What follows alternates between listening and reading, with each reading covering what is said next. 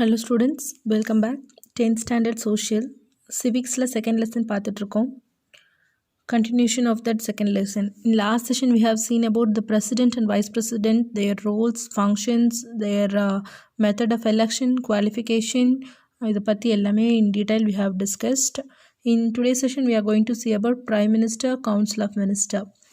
So அடுத்து நம்ம already பார்த்த மாதிரி நம்மளுடைய சென்ட்ரல் கவர்மெண்ட்டில் மெயினாக வந்து பிரித்து ரூல் பண்ணுறாங்க. இதில் பிரசிடென்ட், வைஸ் பிரசிடென்ட் பார்த்துருக்கோம். ஆட்சித்துறையில் இவங்க தான் நம்பர் 1 ஃபஸ்ட்டு சிட்டிசன் ஆஃப் இந்தியாவும் கூட.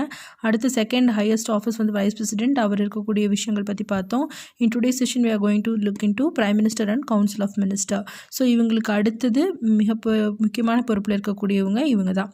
ஸோ இவங்க ரெண்டு பேருக்கும் இன்டைரக்ட் எலெக்ஷன், இவங்கெல்லாம் டைரக்ட் எலெக்ஷன். ஸோ இவங்களை பற்றி இன் டீட்டெயில் இந்த செஷனில் we are going to discuss. So அடுத்து வந்து prime minister. Coming back to prime minister.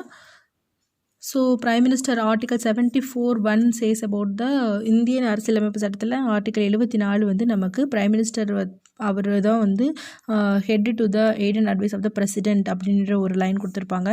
So council of ministers and prime ministers இருக்கலாம் ஒரு நாட்டில், அவங்களுக்கு என்னென்ன விஷயங்கள் அப்படிங்கிறது இந்த ஆர்டிக்கல் எக்ஸ்பிளைன் பண்ணியிருப்பாங்க. ஸோ பிரைம் மினிஸ்டர் அப்படின்றது நம்ம ஆல்ரெடி சொல்லியிருக்கேன், இந்தியன் கான்ஸ்டியூஷனில் ஒவ்வொரு விஷயங்களும் நம்ம ஒவ்வொரு கண்ட்ரிலேருந்து நம்ம பாரோ பண்ணி உருவாக்குனது தான் நம்மளோட என்டையர் கான்ஸ்டியூஷனே. ஸோ அந்த மாதிரி இந்த பிரைம் மினிஸ்டர் அப்படின்ற இந்த மெத்தடை நம்ம இங்கிலாந்து மாடல்லேருந்து தான் அடாப்ட் பண்ணியிருக்கோம். அதுதான் இங்கே கொடுத்துருக்காங்க.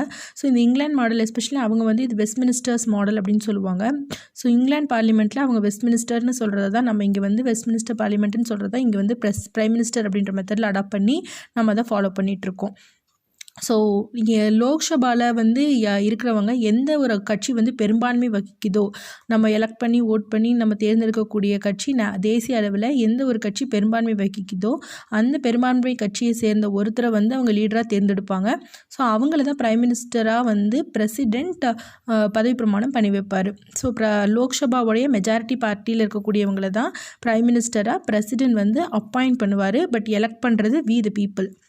ஸோ அதுதான் இங்கே சொல்லியிருக்காங்க. So first prime minister Jawaharlal Nehru, அது உங்கள் எல்லாத்துக்குமே தெரியும். ஸோ பிரைம் மினிஸ்டரோட அட்வைஸின் பேரில் தான் பிரசிடென்ட் வந்து மற்ற கவுன்சில் ஆஃப் மினிஸ்டர்ஸையும் பதவி பிரமாணம் பண்ணி வைப்பார், தேர்ந்தெடுத்து அவங்களுக்கு அந்த ஓத் இதெல்லாம் வந்து பண்ணுவாங்க. ஸோ அதுதான் இங்கேயும் சொல்லியிருக்காங்க. ஸோ மெஜாரிட்டி ஆஃப் த லோக்சபாவில் இருக்கிறவங்க தான் அந்த லீடர் தான் வந்து will be a prime minister.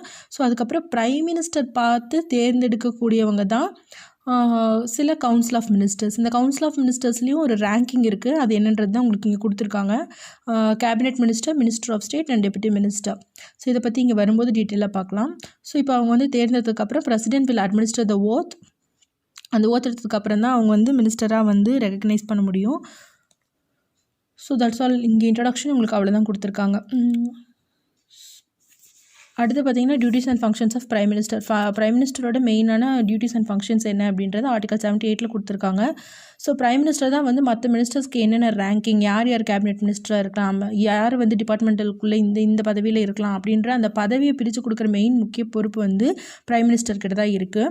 So அதுதான் அவங்களோட ரேங்கிங்கை டிசைட் பண்ணுற அதிகாரம் பிரைம் மினிஸ்டர்கிட்ட சொல்லியிருக்காங்க. அதுக்கப்புறம் கேபினெட் மினிஸ்டர்ஸ் உருவாக்கினதுக்கப்புறமா கேபினெட் மினிஸ்டர்ஸ் கூட தான் சில முக்கியமான முடிவுகள், பொறுப்புகளை எடுக்கிறதுக்கு முன்னாடி டிஸ்கஸ் பண்ணுவாங்க. ஸோ அப்படி ஒரு கேபினெட் மீட்டிங் நடக்குதுன்னா அதனுடைய date and agenda of the meeting இதெல்லாத்தையும் ரெடி பண்ணக்கூடிய பொறுப்பு பிரைம் மினிஸ்டர் கிட்ட தான் இருக்குது. ஸோ அதுக்கப்புறம் அந்த கேபினெட் மினிஸ்ட்ரி ரிகார்டிங்காக டீல் பண்ணக்கூடியது எல்லாத்துக்கும் மிக முக்கிய பொறுப்பு அவர்கிட்ட தான் இருக்குது. பிரைம் மினிஸ்டர் சேவ்ஸ் as a link between president and council of ministers. பிரசிடென்ட்டுக்கும் கவுன்சில் ஆஃப் மினிஸ்டர்ஸ்க்கும் நடுவில்